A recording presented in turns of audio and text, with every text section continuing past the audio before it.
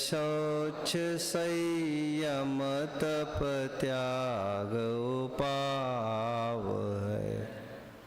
आकिंचन ब्रह्मचर्य धर्म 10 सार है।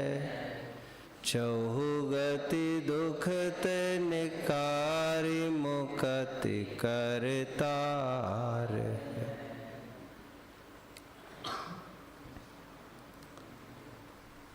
ज्ञानार्थियों, जब मैं छोटा था तब मैंने कहीं से सुन रखा था कि सबसे क्रूर हत्यारा यदि कोई रहा है तो वह औरंगजेब। और उसके प्रमाण बतौर कुछ घटनाएं पेश की जाती है। आप लोगों ने सुना होगा, सिख और मराठा इन दोनों से लोहा लेना पड़ा था औरंगजेब को। सिखों में रंजीत सिंह के दोनों पुत्रों को जिंदा ही दीवार में चिन दिया गया, या तो हमारा धर्म अपनाओ या तो मर जाओ। शिवाजी उसके हाथ में नहीं आए तो ना सही, उनका लड़का संभाजी राजे भोसले उनके हाथ में आए तो उनका क्या हश्र किया, हाथ पैर तोड़कर आंखें फोड़कर। इतिहास पढ़ लेना चाहिए। औरंगजेब की क्रूरता को बताने के लिए इतना काफी है, मैं समझता हूं। उसने जो हकदार था तख्त का, दारा शिकोहा, उसका बड़ा भाई, उसको दिल्ली के रस्तों पर ढिंड निकालकर घसीटता हुआ साकल में बांधकर उसकी गर्दन छाटकर थाली में अपने बाप शाहजहां को भेंट बतौर पेश किया। क्योंकि शाहजहां चाहते थे दारा शिकोहा सक्सेसर के रूप में इस थ्रोन को संभाले। अपने चारों भाइयों का, तीनों भाइयों का यही हाल करके शाहजहां अपने बाप को भी पल पल तरसाया, कारावास में डाल के। यहां तक कि पानी भी सीमित दिया करता था, 1 सुराही रोज। अभी समय नहीं है ज्यादा बताने का। फिर बाद में मैं और एक घटना पढ़ गया। उस घटना में मैंने पढ़ा, नादिर शाह नाम का एक तानाशाह भारत आया था।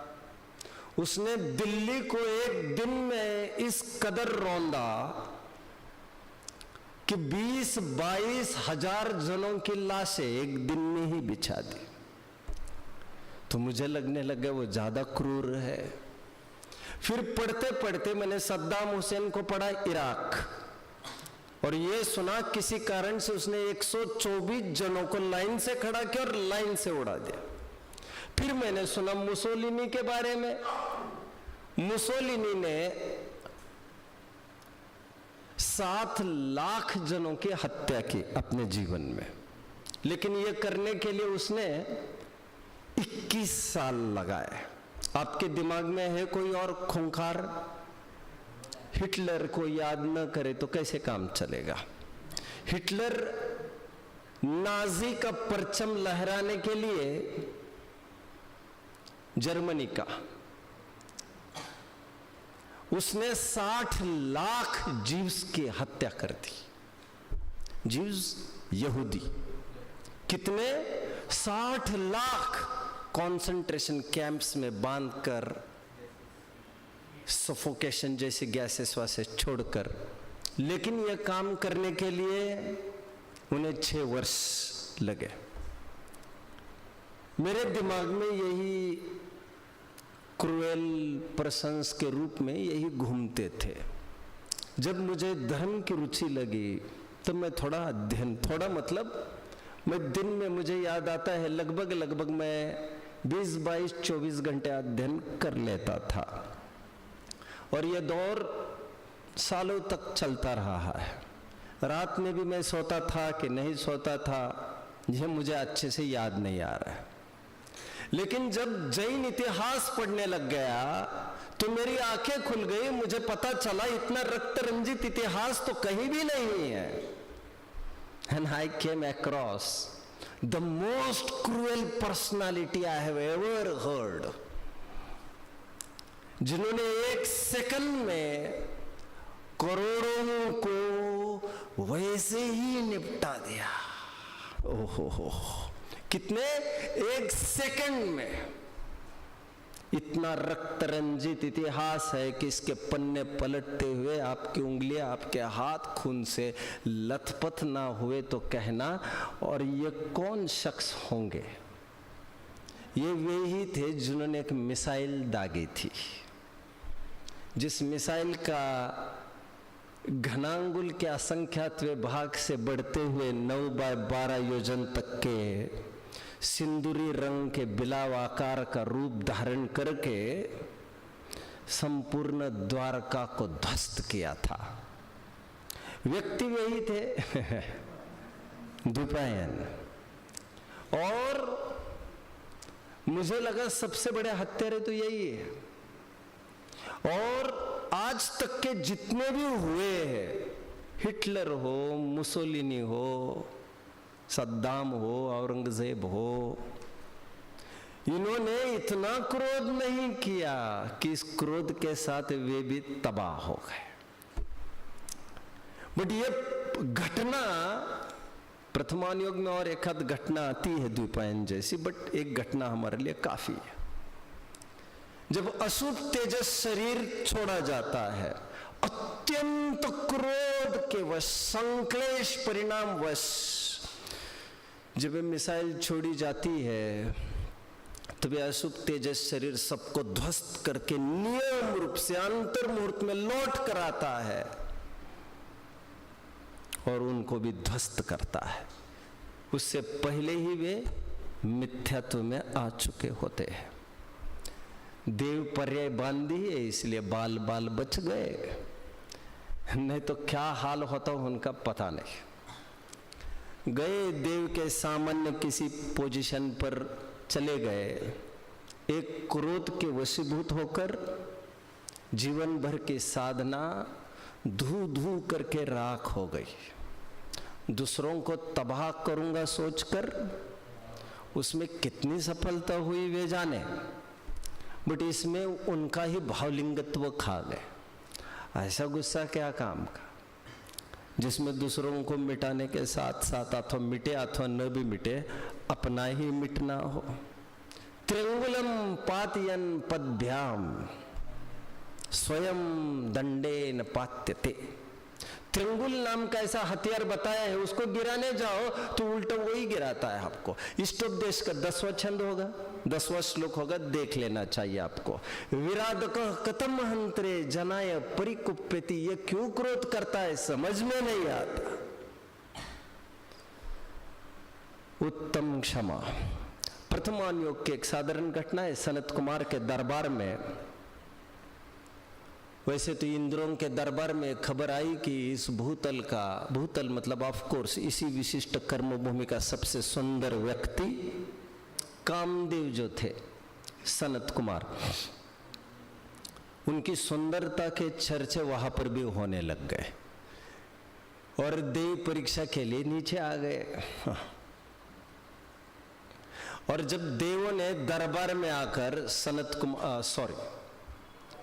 जब वे परीक्षा के लिए सनत कुमार के घर गए तो सनत कुमार नहा रहे थे। उनकी सुंदरता को देखकर वाकई में वे रीझ गए।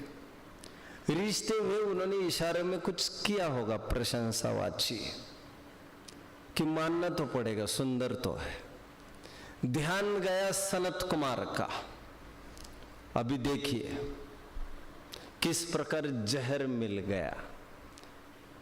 इतने में कोई दिक्कत नहीं थी बड़ी, कोई भी आए हमें देखे और हमें पुण्योदय से कुछ अनुकूलताएं मिले, इसमें भी कोई दिक्कत नहीं है। मिलना हो मिल जाए, कोई प्रशंसा करने हो इसमें भी दिक्कत नहीं है। लेकिन प्रशंसा पाने पर वे थोड़े फूल कर कुप्पा हो गए। और अपराध इतना सा हुआ, इतना सा अपराध हुआ, उन्होंने इतना ही कहा, अच्छा ये तो कुछ भी नहीं साहब, ये तो ट्रेलर है फिल्म के लिए। जब कोर्ट लगता है, मैं सिंहासन पर आरूढ़ हो जाऊंगा, तब मुझे देखना। अब वैसे बाहर से ऐसा कुछ भी फर्क नहीं पड़ा था, वही रूप वही लावण्य था।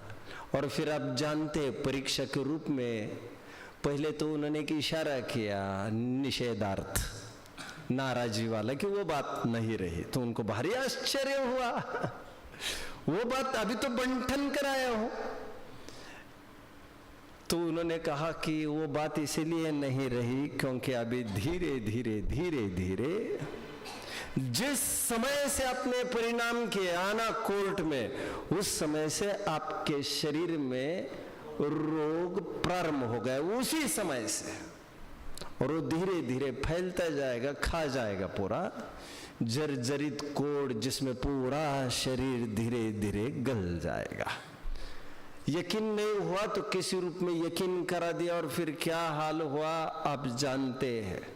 जरा सा मद उनको कहा ले गया, उत्तम मार्दव, मायाचारी संक्लेशता, मायाचारी संक्लेशता का फल कहे तिर्यंच, जागो अब मोह नींद से, छोड़ो झूठे प्रपंच, जिन धर्म पाया भाग्य से, दृष्टि करो निर्मल, देखो देखो यह जीव की विराधना का फल।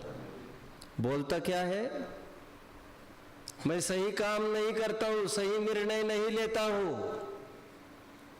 मैं पहले निर्णय लेता हूं और फिर उसे सही है ये सिद्ध करता हूं। कहता है हम सीधी उंगली से नहीं सही, टेढ़ी उंगली से काम लेना जानते हैं। हुक और क्रुक हम करेंगे, अभी तुम्हें अंदाजा नहीं है किसका, कितने गिर सकते हो इसका। चतुराई सोई भली, चतुराई सोई भली, चेतन में चित दीन, पर धन पर मन के हरण को वेश्याहु परवीन। उत्तम अर्जव 100 साल पहले ले चलता हूं आपको। मेजर ध्यानचंद का नाम सुना है आपने? हॉकी के जादूगर। फिर तो बात बनेगी कुछ। आज से 100 वर्ष पूर्व इंडिया और जर्मनी की हॉकी मैच हुई जर्मनी में, जिसमें भारत ने जर्मनी को 8-1 से पछाड़ा। मैच देखने के लिए, फाइनल मैच देखने के लिए स्वयं हिटलर वहां पर मौजूद थे। उन्होंने इच्छा व्यक्त की, यह आदमी कौन है जो ऐसे बल्ले घुमाता है? डॉन ब्रैडमैन का नाम सुना है? नहीं सुना तो फिर कहने में कोई बात नहीं। चलो मैं दूसरी बात कह रहा हूं। जिनकी उनके देश में, नीदरलैंड आदि देशों में चौराहे पर जिनकी 4 हाथ और 4 हॉकी स्टिक्स लेके जिनकी स्टैचूज खड़ी हुई है, नीदरलैंड में उनके हॉकी स्टिक केवल इसलिए फोड़ी गई थी क्योंकि शायद ये मैग्नेट रखता है अंदर। इतनी फुर्ती से गोल कर जाते थे। हिटलर ने उनको बुलाकर ये कहा, तुम अच्छे बंदे हो, काम के बंदे हो, क्या करते हो? उन्होंने कहा मैं भारतीय सेना में हूं, इंडियन आर्मी में थे। आर्मी में थे बच्चों, आर्मी में। कभी समय मिलेगा तो इस पर भी मैं चर्चा कर लूंगा। खाली समय में ये प्रैक्टिस करते थे और इसमें प्रवीणता हासिल कर गए। हिटलर ने कहा तुम कौन से पद पर हो वहां पर? लैंस नाइक, साधारण पद है यार ये तो। जर्मनी में आ जाओ, लाइफ बना देंगे तुम्हारा। लेफ्टिनेंट कर्नल बना देंगे तुमको पहले दिन, आ जाओ, तुम्हारे सैनिकों की गरज है हमें। नाजी वर्ल्ड का हीरो हिटलर, जिसके सामने कांपते थे सभी। अभी मैंने बताया था 60 लाख लाशें कोई बड़ी बात नहीं थी उसके लिए। और ध्यानचंद ने उनको हंसते हंसते उत्तर दिया था, India is not for sale. जो संतोष का धनी है वो किसी भी बात को लेकर कॉम्प्रोमाइज नहीं कर सकता। यदि चाणक्य की नीति को हम देखें तो चाणक्य तो ये कहते हैं, ये तो छोटी मोटी बातें हैं, धर्म के लिए तो समस्त पृथ्वी का त्याग किया जा सकता है। उत्तम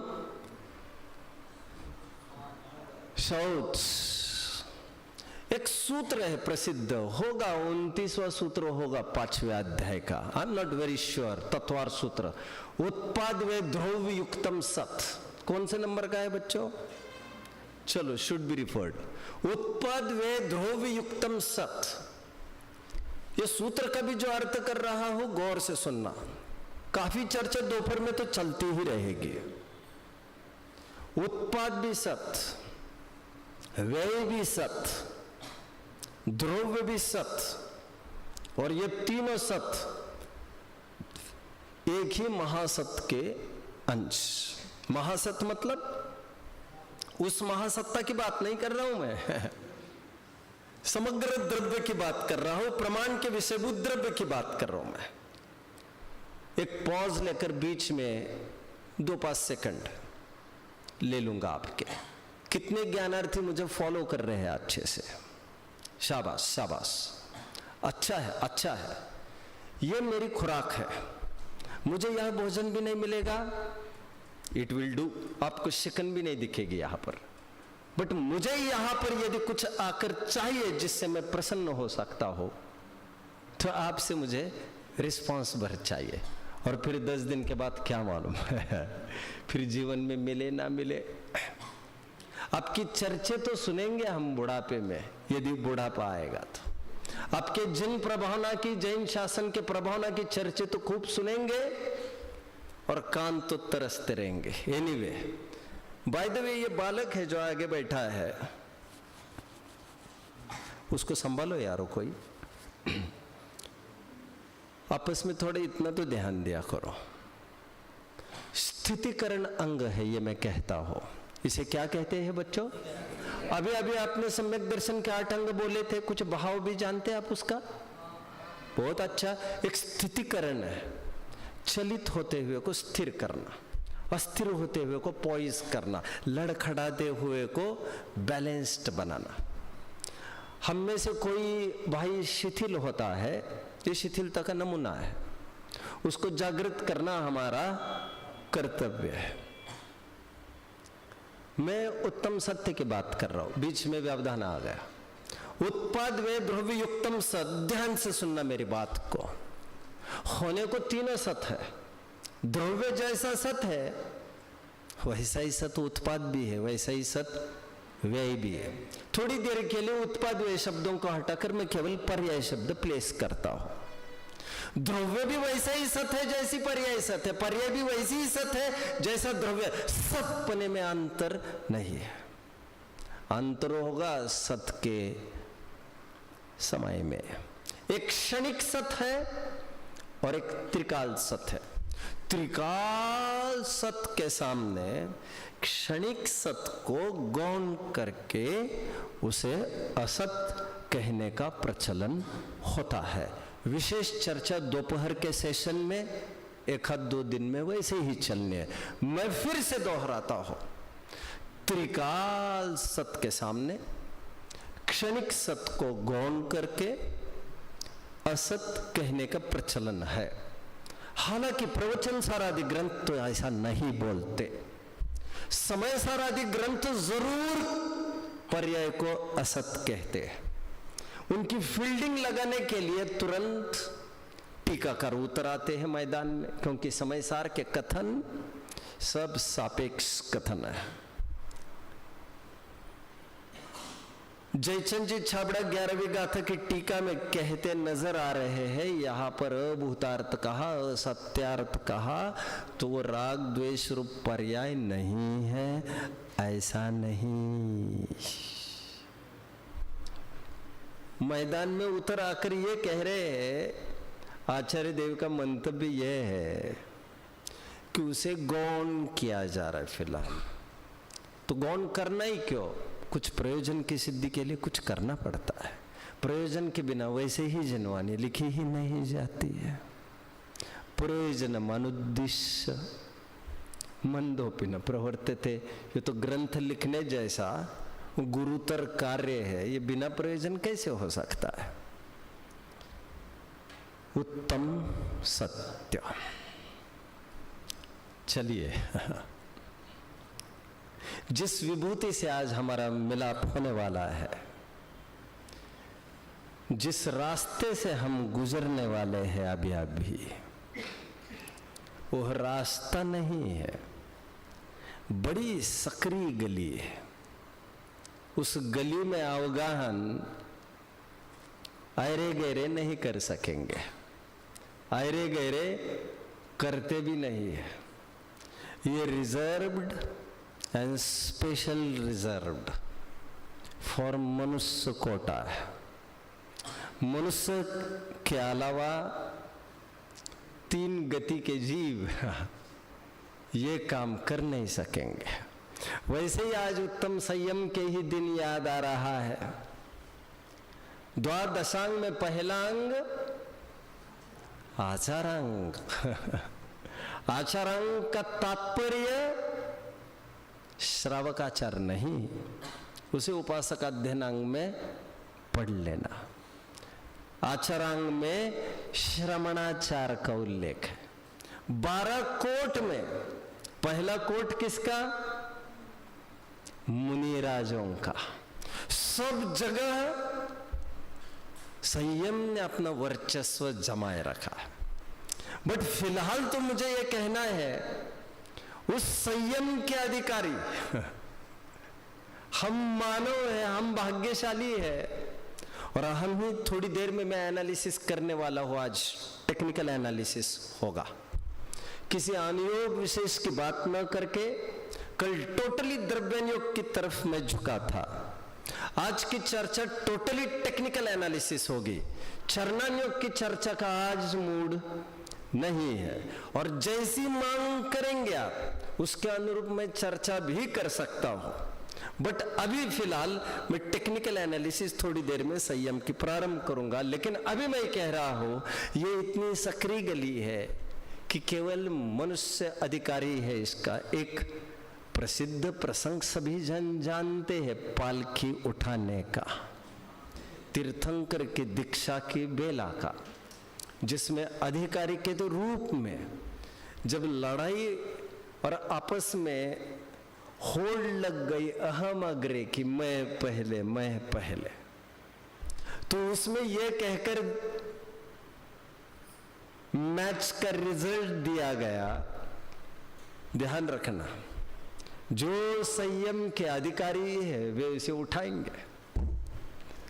मजे की बात तो यह है, संयम के अधिकारी की बात कर रहे हैं। अधिकारी, शक्ति, एबिलिटी की बात कर रहे हैं।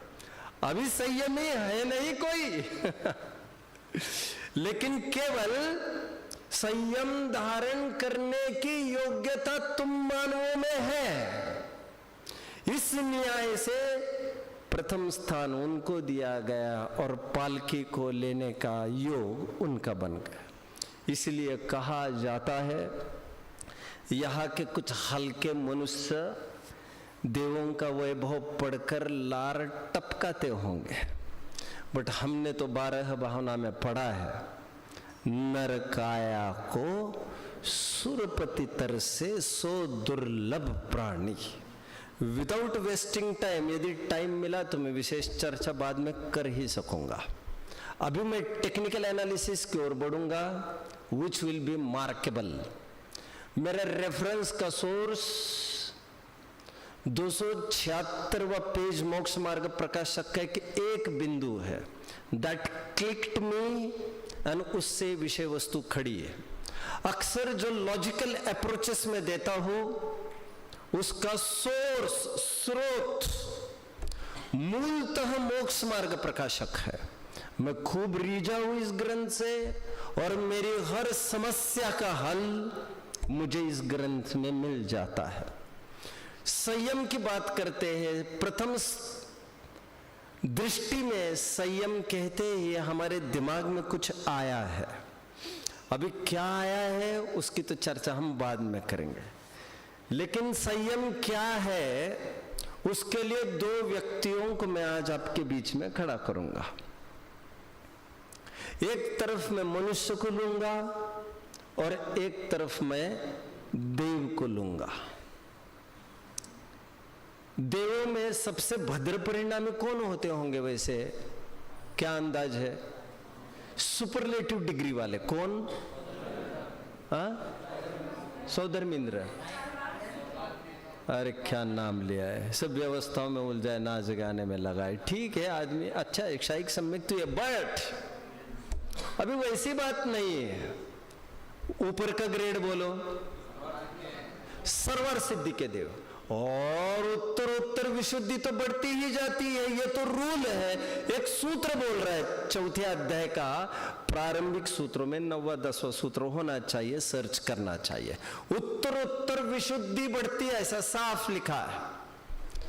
सर्वार सिद्धि वाले यीशु इतने विशुद्ध मन वाले हैं, नाच गाने तो बहुत दूर। ये तो लोकांतिक देव भी नहीं करते। लोकांतिक देव तो ये सोचते हैं कि केवल भैया मैं दीक्षा कल्याणक को आ जाऊंगा, वैराग्य के प्रसंग की कोई बात हो तो हमें बता देना, ये पालना झूलन वोलन ये तुम करते रहना, गृहस्थी के बचे खुचे रागों को तुम पालते पोसते रहना यहाँ पर।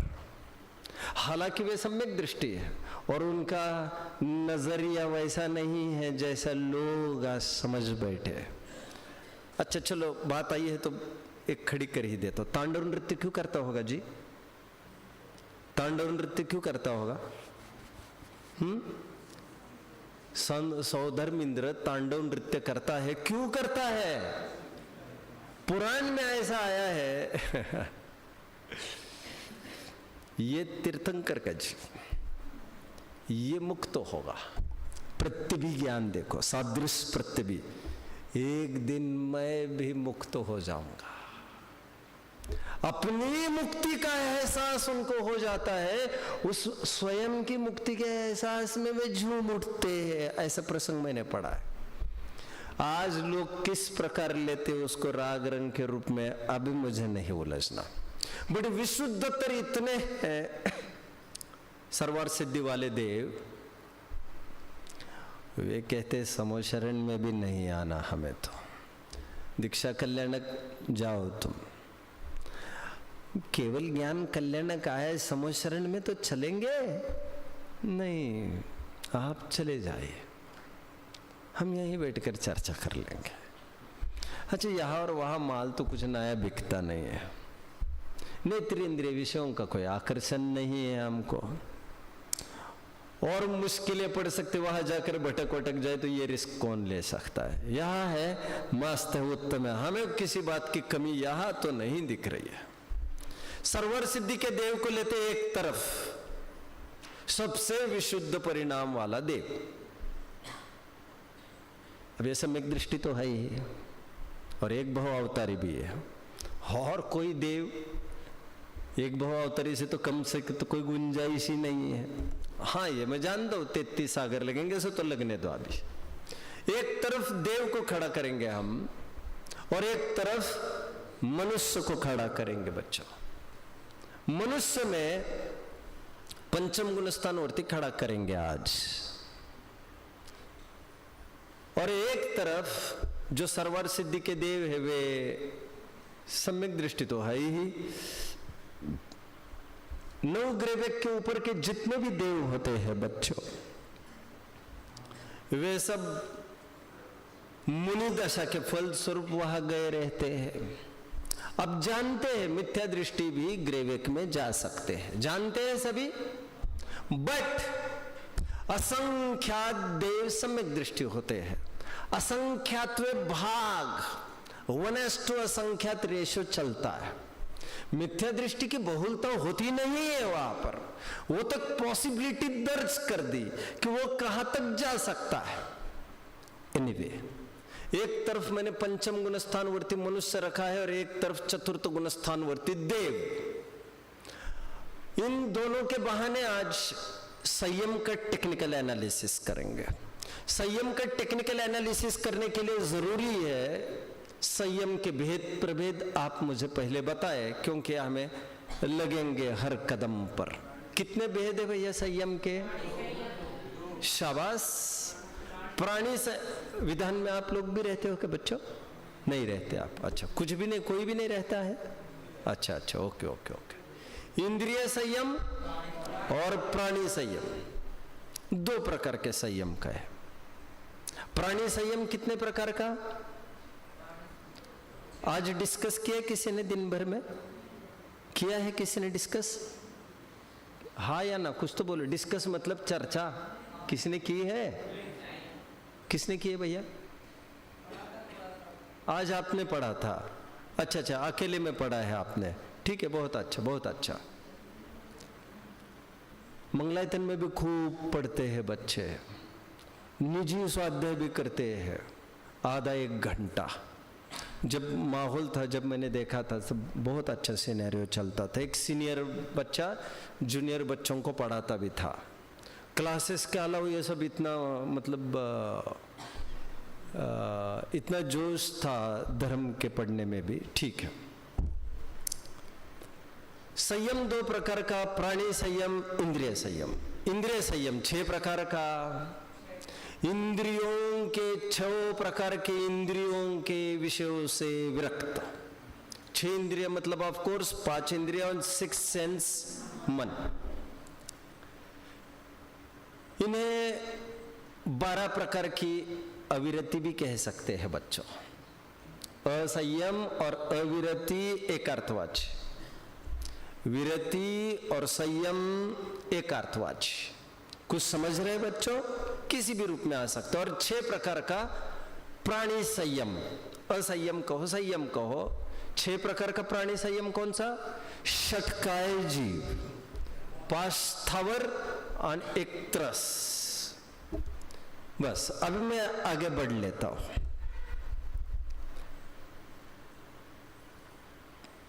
देव की मैं बात करता हूं पहले। प्राणी संयम से चालू करना या इंद्रिय संयम से? प्राणी संयम से चालू कर लेते। प्राणी संयम में भी त्रस हिंसा से हम चालू कर लेते। Okay okay. आप मुझे बताओ बच्चों, देव है सर्वार सिद्धि के, वे पूरे अपने लाइफ में त्रस जीवों की हिंसा का कोई योग बनता होगा उनसे? क्या लग रहा है आपको? कुछ बोलिए बच्चों। नहीं। वैसे ही देवों का शरीर वैक्रिक है। वे चाहे एक भी जीव का घात उनसे ना हो। मतलब फूल पर भी यदि पैर रखे तो फूल इतना भी न झुके। खैर अभी मैं वो बात भी नहीं कर रहा हूं। सर्वर सिद्धि के देवों को तो भाव आने का तो सवाल भी नहीं। त्रस जीवों का घात उनसे कभी भी नहीं होता। फिर भी वे असंयमी कहलाते हैं। क्या कहलाते बच्चों? असंयमी। त्रस, प्राणी संयम में मैंने त्रस को लिया। ऑन द अदर हैंड पंचम गुणस्थानवर्ती जीव है। क्या लग रहा है आपको? त्रस का घात उससे होता होगा कि नहीं होता होगा?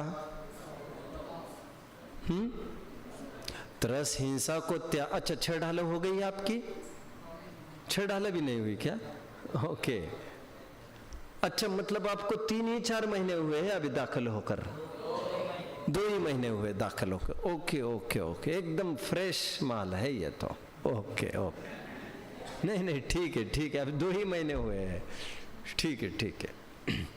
बहुत एक्सपेक्ट नहीं किया जा सकता, बट एक्सपेक्ट किया जा सकता है। जितने जन मुझे समझ रहे वे समझ रहे होंगे। ठीक है, पंचम गुण स्थानवर्ती से किसी तरस का घात होता होगा? प्रश्न पूछा मैंने, क्या लग रहा है आपको? क्या लग रहा है? संकल्पी हिंसा नहीं सही, हाँ तभी तो आपको किसी भी ग्रंथ के छंद वंद भी याद नहीं है ज्यादा, क्योंकि 2 महीने में कितना ग्रैप कर पाएंगे। अच्छा, कितने बच्चे इसमें, एक आध मिनट खर्च कर लूंगा, कितने बच्चे इसमें ऐसे हैं जो गुरुकुल में से आए हैं यहाँ पर? अरे रे रे रे, फिर ये तो सबब बहुत काम की नहीं है वैसे तो। कौन से गुरुकुल से आए? कोटा से आए। हाँ, कितने साल रहे वहां? 3 साल रहे। वहां तो हुआ ही होगा ना ये सब भैया छेड़ाला वगैरह। अरे हाँ, आप भी मुझे बना रहे भोला समझ कर यार। ठीक है, कोई बात नहीं, चलो कोई बात नहीं। अरे 3 साल पढ़ के आए वहां पर अपन, बहुत होते 3 साल, बहुत होते हैं। एनीवे, चलिए। अच्छा, पंचम गुण स्थानवर्ती से तरस की हिंसा हो सकती है कि नहीं, मेरा प्रश्न था और उत्तर मैं ही दे रहा हूं। रत्नकरण शावकाचार्य के 53वें श्लोक में साफ ये बताया गया है, संकल्पात्कृत कारित मनना द्योग त्रय से चर सत्वन्न हिनस्ति यत् तदाहु। इस सूत्र में यह बताया गया है कि पंचम गुण स्थानवर्ती केवल संकल्पी हिंसा का त्यागी है, बस। संकल्पी हिंसा का कृत से, कारित से, अनुमोदन से त्यागी है। इसका मतलब यह हुआ, तीसरी, चौथी, 5वीं प्रतिमा वाला जीव यदि उसके घर में चोर घुस आए, मां बहन को छेड़छाड़ करने लग जाए, चोरी करने लग जाए कुछ, उसके साथ 2 हाथ करेगा कि नहीं, आपको क्या लग रहा है? हाँ? सबको बनारसी दास जी होना जरूरी है क्या? नहीं, अच्छा है। अच्छा है। सरल कुछ भी नहीं है। आपने अभी सुना है, भैया कह रहे थे तो उनके पीछे वैसे कोई बीवी बच्चे नहीं थे। ले जाओ भैया, इसको भी ले। हमारे पीछे तो बहुत जन है।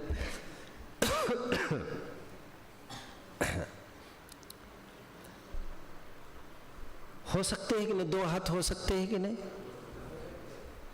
बिल्कुल हो सकते हैं। 5वीं 6वीं प्रतिमा में भी 2 हाथ हो सकते हैं, 7वीं प्रतिमा में भी, 8वीं में भी। अब मैं इतनी एनालिसिस नहीं कर रहा हूं, जब अवसर आएगा तब देख लेंगे। इसका मतलब विरोधी हिंसा के बहाने उससे उस चोर का खून भी हो सकता है या नहीं, प्रश्न है मेरा। हो सकता है कि नहीं खून? अरे खून मतलब कोई ऐसी बात थोड़ी कोई चाकू तलवारों से ही काम बने। देखो, किसी एक पर्टिकुलर पॉइंट पर धक्का लगे, इंटेंशन ही नहीं हो, हमारा मर जाए, हो सकता है कि नहीं? कुछ भी हो सकता है। और वह डिफेंस करने के मूड में नहीं था, ऑफेंस के मूड में नहीं था, वो डिफेंडिव रोल प्ले कर रहा था। मतलब वो बचाव के लिए कुछ करते समय उससे कुछ हो गया जिससे उसका घात हो गया। शांतिपथ प्रदर्शन पढ़ लेना चाहिए, मैं आद्योपांत उसे प्रामाणिक मानता हूं, ये मैंने नहीं बोला है, लेकिन उसमें ऐसा लिखा है जिनेंद्र वर्णी जी ने, यदि घर में चोर आए तो उससे 2 हाथ भी करेगा, कदाचित वो चोर जख्मी भी हो जाए उससे, ऐसा भी हो सकता है, बट उसे असहाय देखकर उसकी परिचर्या, सेवा आदि सब कुछ वो करेगा। यहां तक भी लिखा है, पर्पसफुली कुछ नहीं कहा, ये मैंने विरोधी हिंसा की बात कही। अच्छा, आप बताओ, आरंभी हिंसा हो सकती है कि नहीं? उससे आरंभी हिंसा के बीच में त्रस का घात हो सकता है कि नहीं? थोड़ा सोच समझ कर बोले। आरंभी मतलब व्यापार धंधा करेगा तो त्रस जीवों का घात उसमें होगा कि नहीं होगा? ट्रांसपोर्टेशन होगा, दुनिया भर की सब बातें। यह लाइट चलने में ही कितने जैनियों को सूर्यास्त के बाद चलने का और बोलने का दोनों का निषेध है बच्चों। मेरे रात्रि भोजन त्याग पर 2-4 घंटे यदि मिले तो कभी सुन लेना चाहिए आपको। मैं ये समझता हूँ, मैंने मेहनत की है, हर कोई मेहनत करेगा, ये मैं जानता नहीं हूँ। दौलत राम जी ने रात्रि भोजन त्याग के अंतर्गत, बच्चों रात्रि भोजन त्याग के अंतर्गत रात्रि बोलने की त्याग की बात कही है। पूज्यपाद स्वामी ने रात्रि में गमन के त्याग की बात कही है। रात्रि भोजन त्याग के अंतर्गत की मैं बात कर रहा हूं। कितना स्थूल समझते आप, केवल खाना पीना ही जैनिज्म है। इसीलिए एक जन ने, एक विदेशी फिलोसोफर है बच्चों, नाम मुझे पता नहीं, ना आपको ध्यान में भी रहेगा कहो तो भी, उन्होंने ठीक तंज कसा है जैनियों पर, ये कहते हुए Jainism is nothing but A kitchen science. कैसा लगा आपको? अच्छा लगा कि बुरा लगा? हमें ये भी पता नहीं, अभी हमें अच्छा लगना चाहिए कि बुरा लगना चाहिए। मतलब Jainism is all about what to eat and what not to eat. पाक शास्त्र निरंतर बताए जा रहे कि संविधान है और तुम इसे पाक शास्त्र समझ रहे हो। क्या खाना क्या नहीं, बक्सा बक्सा के चौखट से बाहर भी निकलोगे।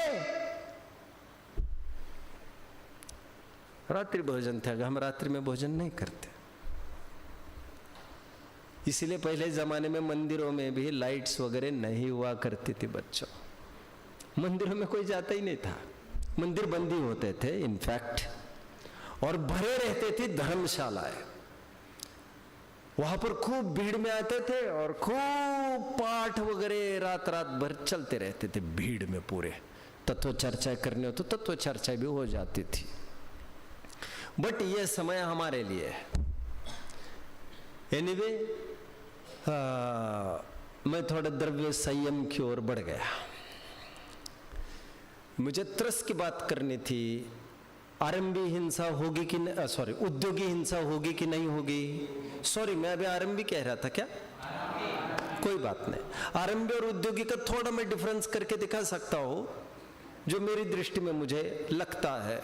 महिलाओं के घर चूल्हे आदि के काम मुख्यतः आरंभी हिंसा और पुरुषों की मुख्यतः से उद्योगी हिंसा है।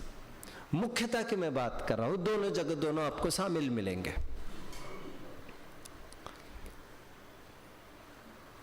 आरंभी हिंसा में त्रस का घात हो सकता है कि नहीं बच्चों? कितनी भी सावधानी रखिए आप, कितनी भी, एक गिलास जूटा हुआ तो तुरंत मांज लिया, तुरंत। ऐसा नहीं 4 बर्तन पड़े रहे फिर आएगी काम वाली 2 टाइम मांजते हैं, ये सब फजीते की बात नहीं है। एक बर्तन हुआ मांज लिया, एक बर्तन हुआ मांज लिया, इतना ध्यान रखने पर भी कभी कोई चीज छूट जाती है और चिंटे झूमने लगती है। यहाँ कितने जीवों का घात होगा। आप क्या बचा रहे और क्या हो गए यहाँ पर, वो सैकड़ों की तादाद में। क्या करेगा शुद्ध भोजन आपका? न चाहते हुए भी त्रस का घात होता है। आरंभी उद्योगी हिंसा की मैंने बात की, और टोडरमल जी तो काफी बात करते हैं। वे तो ये कहते हैं अनुव्रती जब भोग करता है पत्नी के साथ, अब भोग का तरीका तो वही है, तो उसके बीच में कितने ही साइंस आज कहता है एक संभोग में, किसी को पता है क्या, 9 मिलियन जीव मारे जाते हैं। साइंस कहता है, साइंस। ये सुना मैंने लगभग 20 साल पहले। तो मुझे खुशी हुई ये सुनकर कि बिल्कुल मैच कर रहा है। टोडरमल जी कहते हैं स्त्री के साथ भोग करने में अनुव्रति के कितने ही त्रस का घात हो जाता है। बट त्रस हिंसा का त्यागी, ऐसे जो उसको टैग लगाया गया है अनुव्रति को, वो ऐसी हिंसा की बात नहीं है। लेकिन मैं ये कह रहा हूं देवों से तो आरंभी हिंसा होती होगी बच्चों, कुछ देवों से सर्वार्थ सिद्धि का देवारंभी हिंसा होती होगी, हाँ ना, कुछ तो बोलिए। उद्योगी हिंसा कुछ होती होगी? क्यों करेगा वो गोरख धंधे ये सब? कोई हिंसा नहीं होती, ना विरोधी, ना आरंभी, ना कुछ। त्रस हिंसा का कभी भी पाला उसके जीवन में नहीं पड़ता, और अनुवृत्ति के त्रस हिंसा निरंतर होती ही रहती है। बावजूद संयमी किसे कहा जा रहा है? देश संयमी भले ही किसे कहा जा रहा है? बोलो बच्चों बोलो। मनुष्य को कहा जा रहा है। ये इसका क्या कारण है, एक साथ में एंड में खोलूंगा। टेक्निकल एनालिसिस मुझे करने दीजिए। 12 में से एक एनालिसिस हुआ, बाकी के एनालिसिस थोड़े भगा लेंगे हम। स्थावर में आते हैं हम। कहां से चालू करूं? जल कायिक से चालू करता हूं। मुझे ये बताइए बच्चों, जल कायिक का घात अनुवृत्ति से हो सकता है? कुछ तो बोलिए। उससे तो होता ही है। वैसे एक रूल पहले बता देता हूं। 12 प्रकार की अविरति है बच्चों। ये चौथे गुण स्थान में 12 अविरति होती है, 5वें गुण स्थान में 11 अविरति होती है, और 6ठे गुण स्थान में 0 अविरति होती है। तभी तो वे व्रती कहलाते हैं। कोई आपको पूछ बैठेगा एक देश व्रती मतलब क्या, संयम असंयम मतलब क्या, देश व्रत मतलब क्या, व्रत अव्रत मतलब क्या, तो आपको पता होना चाहिए व्रत किस अपेक्षा से है? केवल त्रस हिंसा की अपेक्षा से। उसी की निवृत्ति हुई है उनकी, बाकी 11 की निवृत्ति उनकी नहीं हुई है। मैं फिर से पॉज लेकर पूछूंगा कितने ज्ञानार्थी मुझे फॉलो कर रहे हैं, तो फिर मैं एक हाथ से उत्तर अपेक्षित रख ही सकता हूं ना। मुझे अंतिम जो बालक बैठे हैं, हाँ आप मुझे बताएंगे, मैंने अभी कैसे विभाजन किया 12 प्रकार की अविरति का, किसमें कितनी पाई जाती है और किसमें कितनी नहीं, बोलिए। मुझे और एक बात से चीड़ है, ये शब्द आपको खटकता होगा तो मैं दूसरे शब्द सोचता हूं। नाराजी है इस बात की, मुझे समझ में नहीं आया और हाथ ऊपर किया, उससे मुझे बहुत नाराजी होती है, बहुत नाराजी। फॉर्मेलिटी का प्लेटफॉर्म ये नहीं है। मुफ्त में किसी को राजी नहीं करना है। आपके हाथ देखकर मेरी पेस मुझे ऊंची करनी है, नीची करनी है, सेट करनी है, वो मुझे तय करना होता है, और इसमें मैं मिसगाइड हो जाता हूं। नहीं आया तो बस नहीं आया, उठाए ही जाएंगे, उससे कोई बहुत फर्क नहीं पड़ेगा। और तुम अकेले थोड़ी हो, सभी हो जाएंगे तो कितने जनों को सामने खड़ा करूंगा मैं ऐसा। चलो उत्तर दो मेरा। कितने अविरति बताई मैंने? चौथे गुण स्थान, 5वें में और 6वें में, प्लीज।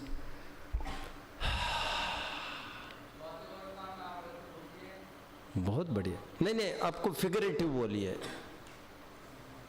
आप संख्या में बोलिए।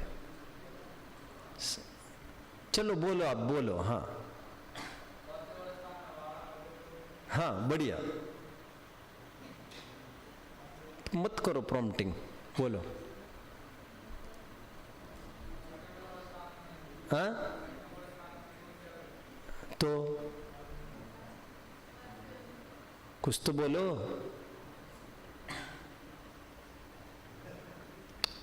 चलो आप बोलेंगे, कोई बात नहीं, आप बोलिए। हाँ आपने आप विद्यार्थी थोड़ी हो यहाँ के, विद्यार्थी नहीं ना हो। हाँ बोलिए, हाँ बोलिए। हाँ जल्दी बोलो भैया, जल्दी। ये गोमटसार जीवकांड में विषय आया है।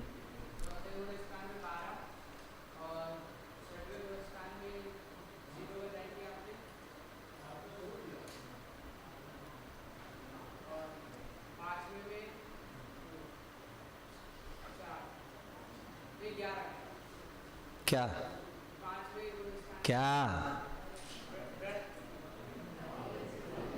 ये 11 है, 10, ये काय क्या आंकड़े बोल रहे हैं? चलो बैठ जाओ।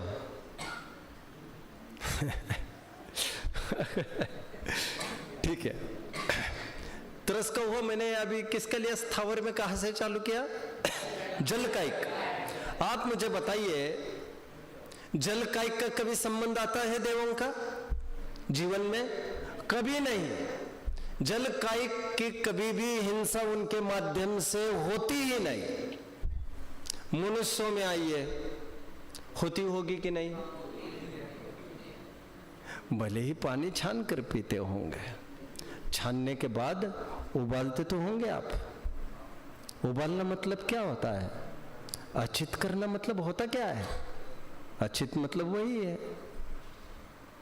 जलकायिक जीवों का घात। मैं सही कह रहा हूं बच्चों? और जलकायिक जीवों का घात मतलब कितने? संख्यात असंख्यात जीवों का घात। छान कर भी ये तो होगा, छाना तो तरस को बचाने के लिए है तुमने। जलकायिक हो। पृथ्वीकायिक, पृथ्वीकायिक होती है, चलते फिरते हैं, महल बनाते हैं, घर बनाते हैं। खाने पाने में पृथ्वीकायिक जैसे क्या खाते हैं? जैसे पृथ्वीकायिक में एक हाथ बोलो जल्दी बच्चों, क्या क्या बोल रहे बच्चों? नमक वगैरह। Right right. एक नमक की डली है, वो असंख्यात स्थावर है, उसमें कितनी भी छोटी डली ले लो, अब उसको करोगे आप भले अचित करने के नाम पर, पृथ्वीकायिक का घात हो गया, हो गया। जलकायिक, जलकायिक हुआ। अग्निकायिक, रोजाना आपको वही ईंधन है, वही आग है, भले कितना भाग फूक ले लो उसको, ईंधन को, ईंधन बिन सोधी जलायो आदि, तो सोध के ही जलाएंगे आप, लेकिन जलाएंगे तो अग्निकायिक का भी घात होगा। देवों का कुछ हो रहा है, कोई संबंध नहीं पड़ता कभी। और कौन सा स्थावर बचा बच्चों? वनस्पति कायिक। माना लाखों वनस्पतियों में से कुछ को सीमित किया, फिर भी कुछ का सेवन तो हम करते ही है, वनस्पति कायिक का, कुछ का कभी देवों का संपर्क बनता है। आप देख पा रहे हो संयमी का जीवन और असंयमी का जीवन। टेक्निकल एनालिसिस के जरिए मैं ये सिद्ध करना चाह रहा हूं, अभी तक हमने 6 प्राणी संयम की चर्चा देखी, जिसमें हमने देखा अणुवृत्ति से सब कुछ हो रहा है, ये घात कहला फिर भी संयमी रहा है, और देवों से कोई सवाल ही नहीं होने का।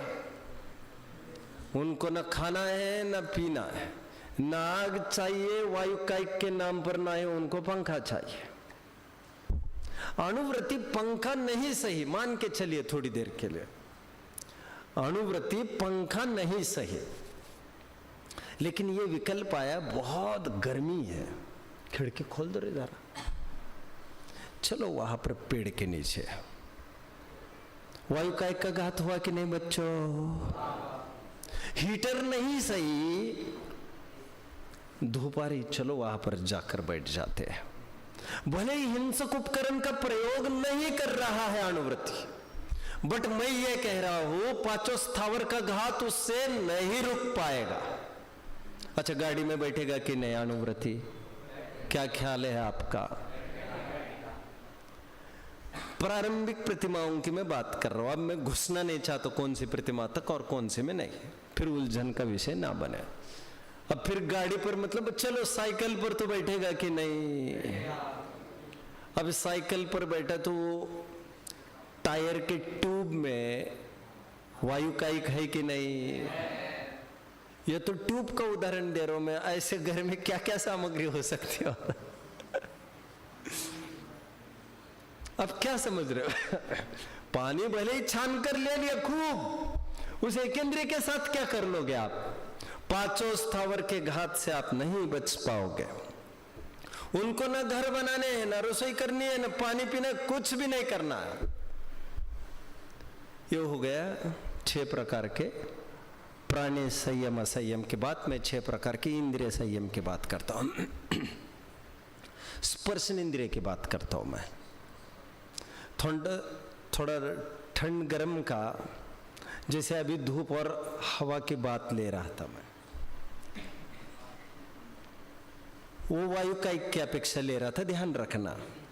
अभी उसी उदाहरण को मैं ये ले रहा हूं, स्पर्शन इंद्रिय जयी हुआ है क्या, हम वो देख रहे हैं अभी बाहर से। उनको टीवी पंखे कूलर की जरूरत है क्या? टीवी की तो बात ही नहीं, खैर अभी स्पर्शन की बात है। पंखे कूलर की जरूरत है क्या? अच्छा, खिड़की खोलो वगैरह का कोई झमेला है क्या? हवा आने दो की कोई बात है क्या? यहां पर अणुवृत्ति होकर भी सदाचारी है, अहिंसक उपाय की बात करेगा, लेकिन उपाय कर सकता है कि नहीं, आपको क्या लग रहा है? अरे कुछ तो बोलिए, करेगा कि नहीं? अच्छा, प्रसंग पड़े तो हवा कर सकता है उस पंखे से, हाथ पंखे से कर सकता है कि नहीं? मैं प्रश्न पूछ रहा हूं आपको क्या लग रहा है? 100% कर सकता है। करेगा ये मैंने नहीं बोला है, बिल्कुल कर सकता है, अणुव्रत उसमें नहीं खंडित होता उसका। हवा ते क्या, पंखा ते पवन विलोल्यो, आलोचना पाठ की लाइन कितने जन ने पढ़ी बच्चों? जल्दी बोलो। पंखा ते, वहां पर कौन से पंखे की बात थी मालूम है आपको? उस पंखे, ये तो पंखे चलते ही नहीं थे तब। उस पंखे में तो अविवेक का वैसे कोई काम नहीं है, कोई चिड़िया मक्खी मच्छर मरना है उसमें। अच्छा, खुला छोड़ के कहीं जाना है आदमी इसको, वो तो हाथ दर्द हो रहा है भाई, नींद लगने के बाद अपने आप वो गति थमी जाएगी, कोई दूसरा हवा करेगा क्या तुम्हें? ये तो रात दिन चलता रहेगा। अच्छा, ये जो पंखे वगैरह चलते हैं, इसकी बिजली वगैरह कैसे बनती है? जिस जल से बनती है वो डैम के पानी छाने जाते हैं क्या? डैम्स में जो टरबाइन्स वगैरह लगाए जाते हैं, आपने कभी देखा होगा, लाशें उसमें, पानी में तो लाशें रहती ही है। यदि लाश इस तरफ से जाए टरबाइन की दूसरी तरफ, आपको इतने चिथड़े, आपको कुछ भी नहीं दिखेगा। पानी मतलब वो हिंसा का ही तांडव है, उसे बिजली पैदा हो रही है। आविष्कार कहकर तुम गले लगा रहे हो उसको। ये सब पाप क्या आयतन है। और पहले जमाने में सूर्यास्त के बाद लाइट्स के प्रयोग आपने को इसलिए पढ़ना भी लगे ना, हालांकि सूर्यास्त के बाद कुछ ऐसा रखे जिसमें हम पाठ वगैरह कर सके। हालांकि आपके स्तर पर ये कितना संभव होगा ये मैं नहीं कह सकता, बट बड़ी लाइट्स के बजाय आप you can prefer table lamps, जो एकदम फोकस्ड रहते और उतना सीमित उजाला, आपके काम का उजाला वो दे जाए। एनीवे, खैर मैं इंद्रिय संयम की बात कर रहा हूं फिलहाल। स्पर्शन इंद्रिय की मैंने बात की, ठंडा गर्म आदि आदि 8 पर्याय लगा लेना। रसन इंद्रिय की बात करते हैं। अणुवृत्ति को कभी तीखा खाने का मन हो सकता है कि नहीं? पूछ रहा हूं मैं आपको। अभक्ष की बात मैंने नहीं छेड़ी है। मौन पूर्वक भोजन तो करता ही होगा, वो करता ही होगा, लेकिन कभी भोजन के आगे पीछे साल में एक आध बार बोल सकता है कि नहीं मुझे थोड़ा ये खाने की इच्छा हुई है। हो सकता है कि नहीं मुझे मीठा खाने की इच्छा हो रही है, ऐसा बोल सकता है कि नहीं? प्रश्न है मेरा, बोल सकता है, ठीक है। बावजूद संयमी कहा जा रहा है। देव को खाने की कभी इच्छा हो सकती है। स्पर्शन का कुछ है क्या? नहीं। रसन का कुछ है क्या? खाने पीने का कभी 33 सागर में कभी भी योग नहीं बनता बच्चों। वो जो कंठ में से अमृत झरता है कहते हैं ना, वो भी कुछ नहीं है। कुछ नहीं है मतलब बेकार की बातें हैं, बेकार की बातें। कंठ रहता ही नहीं है उनको, अप्रैल फूल। अरे ये तो हमने सोचा ही नहीं। हमने तो सोचा तो ग्रंथ में लिखी हुई है, हर बात सही होती है, सत्य होती है, प्रयोजन परक सत्य होती है। सत्य मात्र नहीं, प्रयोजन परक सत्य होती है। काम निकालने के लिए सब सत्य होती है। तुम्हें किसी न किसी प्रकार समझाना है। तो एक्चुअली क्या होता है फिर? श्वास लेते हैं, कहते अच्छा वायु कायिक के घात में वे श्वास तक नहीं लेते। बताइए उनसे क्या घात दिख रहा है आपको? मैं फिर प्राणी संयम की ओर बढ़ चुका हूं थोड़ा। तुम तो श्वास तो लेते होंगे, तो श्वास भी नहीं लेते बेचारे। नहीं लेते मतलब समझना चाहिए 33 पक्ष के बाद ना, कितने 33 पक्ष के बाद एक सांस लेते हैं। कैसा अनुलोम विलोम चल रहा है क्या कहते हो उसको? नहीं, एक particular kumbhaka, what is that word? Rechaka kumbhaka. हाँ, अब मैं क्या कह रहा था वैसे बच्चों? कहाँ तक थे अपन? वायु का रसना इंद्रिय है ना। अनुभूति मांग सकता है ये सब, तीखा वगैरह मांग सकता है कभी? चलो नहीं मांगे, बट सही कहना मुझे, अनुभूति को ये अच्छा हुआ है, ये खराब हुआ है, ऐसा लग सकता है कि नहीं? अरे कुछ तो बोलेंगे। घबराओ मत, उससे मिथ्यात्व नहीं होता। अभी उसकी अध्ययन करने में थोड़ा टाइम लगाओ तो आपको पता चलेगा। इष्ट अनिष्ट भाव आना अलग बात है, इष्ट अनिष्ट कल्पना होना अलग बात है। हालांकि भाव को भी कल्पना कहे तो आपत्ति कुछ नहीं है, लेकिन हम डिफरेंशिएट करने के लिए दो शब्द हमने लॉन्च किए अलग से। कितने जन मुझे फॉलो कर रहे हैं? अभी लॉन्च करने में मैंने मेरे दिमाग से लॉन्च किए। जरूरी नहीं तुमको वो बात जमे, शब्द तुम्हारे हो सकते हैं। अनुभूति को लग सकता है ये चीज अच्छी हुई है, ये लग सकता है खराब हुई है, ठीक है। कड़वी तुम भी जब मुनिराज ने खाई थी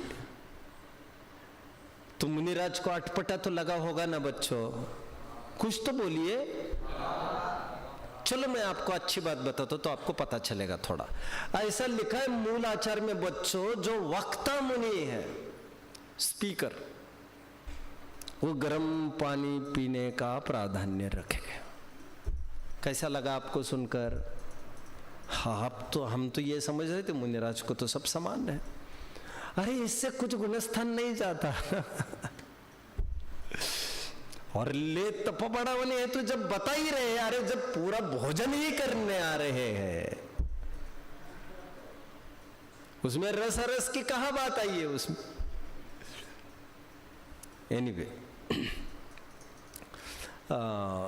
स्पर्शन रसन ग्रहण की मैं बात करता हूं। भले इत्र आदि नहीं लगाता है अणुवृत्ति, फूल आदि सजावट नहीं करता है, सुगंध आदि की कोई बात नहीं करता है, पाउडर का कोई प्रयोग नहीं करता है, शैम्पू फाम्पू का कोई प्रयोग नहीं करता है, साबुन वाबुन का उसका त्याग है, क्योंकि ये सब चर्बी मिले वाली चीजें हैं। ये तो सामान्य जैनी का इतना होना चाहिए और आप भी गर्दन हिला रहे हो जबकि कुछ करते नहीं हो, कोई बात नहीं। आप बच्चे काम कर सकते हो। टाइम तो मेरा अप हो गया है, 3.5 मिनट अप है मेरे। मैं वाइंड करता हूँ 2-3 मिनट में। उससे पहले मुझे लगा कुछ हो सके तो सोच लेना चाहिए।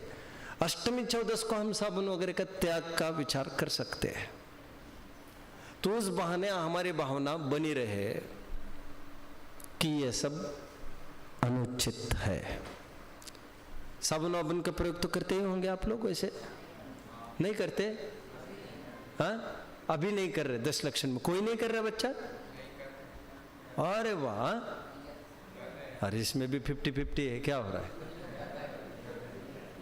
कितने जन कर रहे हैं इसे? बहुत अच्छे। पालन कर रहे कि कर रहे हैं स्नान? क्या क्या कह रहे हैं आप? विथ साबुन? बिना साबुन वाला कौन है यहाँ पर? 10 दिन बिना साबुन वाला? अब घर के संस्कार से कर रहे हैं कि यहाँ की प्रेरणा से? बुंदेलखंड के हो आप लोग? हाँ, तभी तो अच्छा है। हाँ, क्या क्या बोल रहे हैं दादा? Cream powder, washing. अरे ठीक है, चलिए लिसन बच्चों, चलिए। स्पर्शन रसन ग्रहण माना इत्र आदि का प्रयोग नहीं करता, बट यदि फुलवारी के पास से गुजर जाए कोई अणुवृत्ति, गुलाब के फूल के पास से गुजर जाए और एकदम दुर्गंध के स्थान से निकल जाए जहां पर परनाला बह रहा हो। मेरा प्रश्न है, घर पर जाने को उसको दो रास्ते हैं, एक परनाले के बगल का और एक फुलवारी के बगल का, और दोनों समान डिस्टेंस वाले। प्रश्न ही पूछ रहा हूं मैं, वो कहां से जाएगा? उससे उसका अनुरोध गायब हो जाएगा।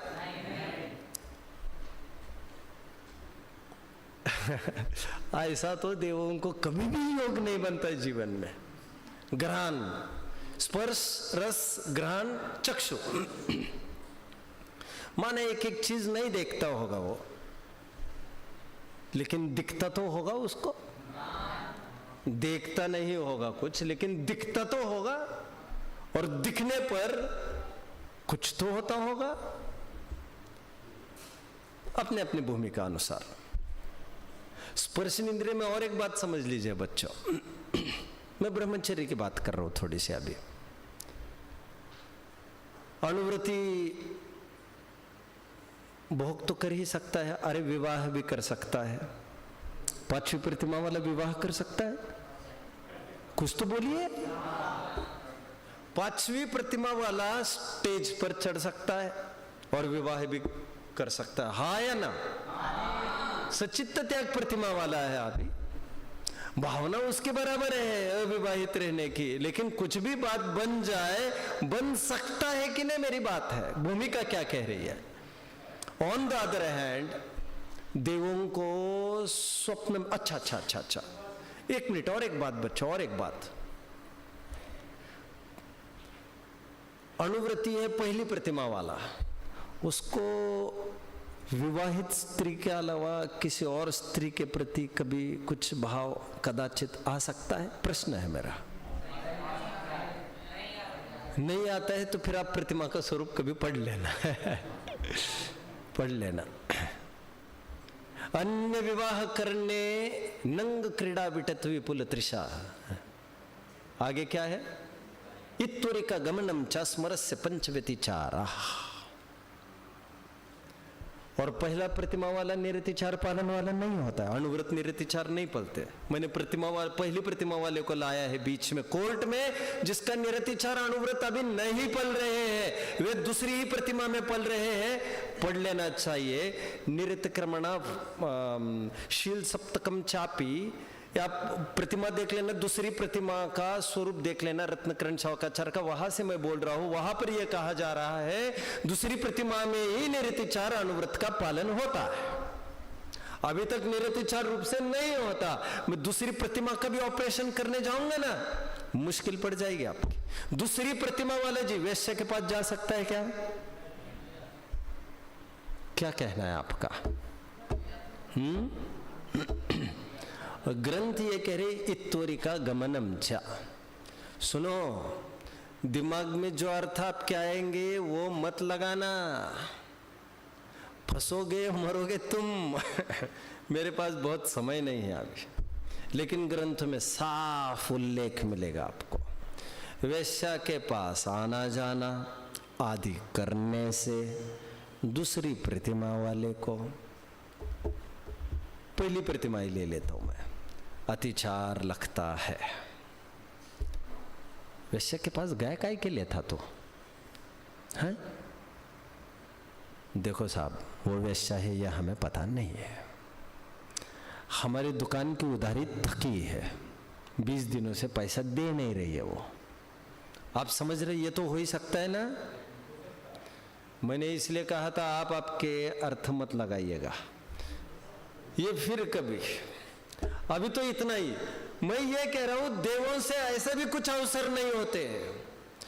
खैर, स्पर्शन रसन ग्रहण चक्षु कर्णेंद्रिय की तरफ से मैं अंतिम बोल रहा हूं। फिल्मी गाना सुन सकता है क्या अनुवृत्ति? एक मिनट बच्चे क्या बोल रहे, मुझे बच्चों को देखने दो। ईयरफोन लगाकर फिर फिल्मी गाना स्वयं सुन सकता है क्या? और मैं कहता हूं सुन सकता है, क्योंकि फिल्म में उपकार फिल्म भी है मनोज कुमार की, मेरे देश की धरती सोना उगले उगले हीरे मोती, 15 अगस्त को लगा दिया काम, छुट्टी। कोई दिक्कत नहीं। केवल मोहम्मद रफी ने गाया है इसलिए मैं मिथ्या दृष्टि हो जाऊंगा क्या? इससे तो मुझे हर गाना देखना पड़ेगा किसने कौन सा लिखा है। जिसकी थीम प्यार मोहब्बत वाली नहीं हो, देश के प्रेम के प्रति वो कुछ भी देख सकता है, सुन सकता है। अच्छा, फिल्मी गाना उसके कान पर तो पड़ ही सकता है, देवों के भी ये भी अवसर नहीं है, और कान पर पड़ेगा तो कदाचित अवसर भावों का भी यहाँ वहां डगमाने का अवसर भी हो सकेगा। फिर भी संयम ही है। निष्कर्ष के रूप में मैं इतना ही बताना चाहता हूँ, संयम की परिभाषा मैं मेरे शब्दों में बांधकर बस करता हूँ। मैं ये कहता हूँ, बाहर की क्रियाएं पलना मात्र संयम नहीं है। ऐसे तो भोग भूमि वालों को, ऐसे तो नारकियों तक को, देवों को, क्योंकि वे खाते पीते ही नहीं है ना, शादी ब्याह करते नार की, क्रियाओं की बात नहीं है। जहां भाव ट्रिमेंडस होते हैं और वहां भाव नहीं करना, उसे संयम कहते हैं। जहां अवसर ही नहीं है भाव होने का, देवों का कोई अवसर नहीं होने का, उनको संयम या संज्ञा लागू नहीं होती। इच्छा बहुत हो रही है और वो अपने प्रधान रूप से भेद विज्ञान के बल पर, तत्व ज्ञान के बल पर अपने आप वो शमन हो गई, उस पूर्वक आपको भोगने का भाव नहीं हुआ, दैट इज संयम। और नेचुरली होता है वो भाव, और तत्वज्ञान पर बल पर नहीं होता तो संयम संज्ञा कहलाता है। जहां भूख ही नहीं लगती वहां संयम के कोई अवसर नहीं है। जहां भोजन ही नहीं मिलता वहां भी संयम के अवसर नहीं। जहां भूख भी लगती है, भोजन के भी अवसर है, फिर भी उसका निरोध है। संयम संज्ञा उसको है। आज हमारे पास पूरी स्वतंत्रता है और इसीलिए संयम के अधिकारी हम ही हैं, क्योंकि भूख भी हमें लग सकती है और भोज्य सामग्री भी हमारे पास है। यह अवसर चार गतियों में केवल मनुष्यों के पास है। नारकियों के पास भूख है, कुछ है नहीं। उनके पास भूख ही नहीं है, कुछ उपलब्ध कराना हो तो सब समोशरण खड़ा कर सकते, तो सब देवों को वे फूड सप्लाई करते हैं, जोमेटो तो वो स्वयं के लिए नहीं कर सकते थे क्या? बट वो उनको भूख ही नहीं है। इसलिए मनुष्यों में ही संज्ञा संयम की प्राप्त होती है। और कथनचित तिर्यंच में ओम नमः। 5-13 मिनट अप हो गया है, सॉरी।